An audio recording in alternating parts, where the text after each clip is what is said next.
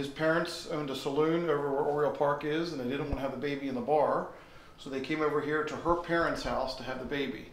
So Babe Ruth never lived here. He maybe spent the first couple days of his life, maybe the first couple weeks, because it was the middle of winter time, and I guess they came here to have the baby, and then maybe he would come back and visit his grandparents every now and then. So after, who knows, days or a couple weeks of living here, then they went back to the saloon, and Babe Ruth stayed here in Baltimore, here in this area, this neighborhood, until he was maybe 6 or 7 years old, and then he went to St. Mary's Industrial School.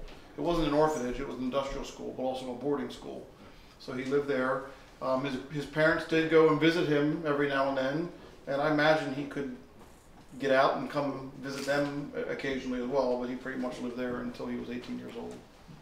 There were at least 3 that we know of, with the third and final one still being a saloon right up here at the corner of Lombard and Howard.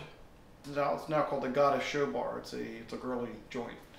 But this picture that's taken right here, that was inside that particular place.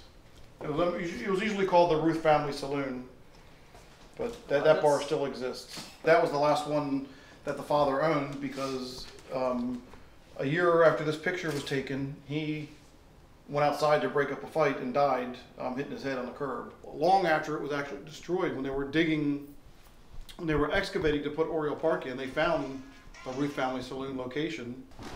Artifacts unearthed from the site of the George Herman Ruth Saloon, 406 West Conway Street, which today is short center field of Oriole Park. So there's a brick and some items that were, as they were excavating to build the stadium, they found where the location was exactly.